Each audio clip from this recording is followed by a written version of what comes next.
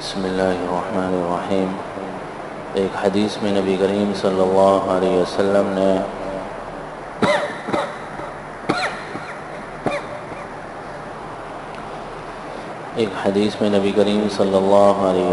نے پڑوسیوں کے بہت سے حقوق ذکر فرمائے، جن میں سے 4-5 کا ذکر ہو چکا ہے۔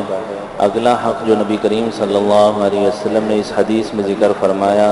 وہ یہ کہ اگر پڑوسی کو کوئی خوشی ملے تو اس خوشی پر اس کو خوشخبری دی جائے، اور اگر خدا نخواستہ کوئی مصیبت آ جائے تو اس مصیبت میں اس کے ساتھ تعزیت کی جائے، مصیبت میں اس کے ساتھ مدد کی جائے۔ یہ حق نبی کریم صلی اللہ علیہ وسلم نے پڑوسی کا ذکر فرمایا کہ ہر انسان ہے، اس کو دنیا کے اندر خوشی بھی ملتی ہے، غم بھی آ جاتا ہے، پریشانی بھی آ جاتی ہے، بیماری بھی آ جاتی ہے، اور کبھی اللہ رب العزت اس کو خوشی کے مواقع بھی عطا فرماتے ہیں۔ تو ایک پڑوسی کا دوسرے پڑوسی پر حق یہ ہے کہ اگر پڑوسی کو کوئی خوشی مل رہی ہے، کسی قسم کی بھی کوئی خوشی اس کو حاصل ہو رہی ہے، اولاد کی نعمت مل گئی ہے یا اور کوئی اس طرح کی اللہ رب العزت نے اس کو خوشی عطا فرمائی ہے، تو اس خوشی کے اندر شریک ہویا جائے اور خوشی پر اس کو خوشخبری دی جائے۔ یہ بھی پڑوسی کا ایک حق ہے۔ یہ تو ہمارے یہاں بس اپنا ایک ذاتی معاملہ سمجھا جاتا ہے کہ وہ ہمارا جاننے والا ہے، دوست ہے۔ آج کل یہ کام صرف اس لیے رہ گا ہے کہ وہ میرا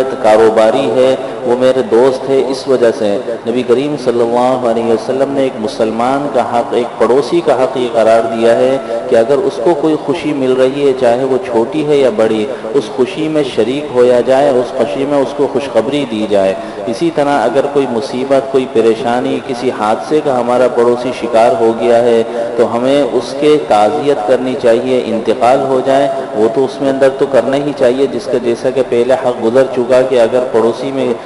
میں کسی کا انتقال ہو جائے تو جنازے کے ساتھ جانا یہ تو مستقل حق تھا ہی، لیکن اگر اس کے علاوہ کوئی پریشانی آ گئی، کوئی بیماری آ گئی ہے، کوئی حادثہ پیش آ گیا ہے تو اس کے اندر پڑوسی کے ساتھ تعاون کرنا، اس پر اس کی تعزیت کرنا، اس کو جا کر تسلی دینا، یہ بھی ایک مستقل حق ہے جو نبی کریم صلی اللہ علیہ وسلم نے ذکر فرمایا۔ اور ایسا ہوتا ہے، ایک شخص بیچارہ پریشانی کا شکار ہے، مثلا کسی کو کاروباری پریشانی ہے، کوئی حادثہ پیش آ گیا یا کوئی مسئلہ آگے ہے، بہت پریشان ہے، اگر کوئی دوسرا شخص آ کر اس کو تسلی دے دیتا ہے، وہ یہ سمجھتا ہے میری ساری پریشانی دور ہو گئی۔ تو ایسی کبھی کبھار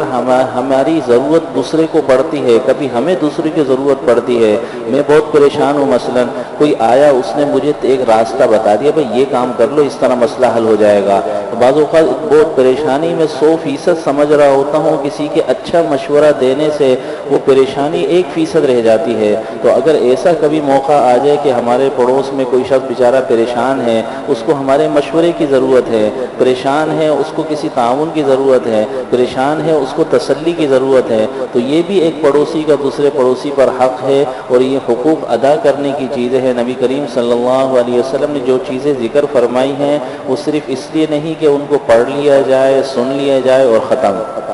اس لیے ہے کہ تاکہ مسلمان ان پر عمل کریں۔ نبی کریم صلی اللہ علیہ وسلم نے ہماری رہنمائی کے لیے یہ ساری چیزیں بتائی ہیں۔ اللہ رب العزت ہمیں اس حق کو بھی زندہ کرنے کی توفیق عطا فرمائے کہ اگر ہمارے پڑوس میں کسی کو کوئی خوشی ملی ہے، اس خوشی پر اس کو خوشخبری دی جائے، کوئی انعام دے دیا جائے، اس کی حوصلہ افزائی کی جائے، اور اگر کوئی مصیبت آ گئی ہے تو اس کی مصیبت کو ہلکا کرنے کی کوشش کی جائے، اسی مصیبت میں اس کا تعاون کیا جائے، اس کو تسلی دی جائے، اس کی تعزیت کی جائے۔ اللہ رب العزت ہمیں اس حق کو بھی زندہ کرنے کی توفیق عطا فرمائے۔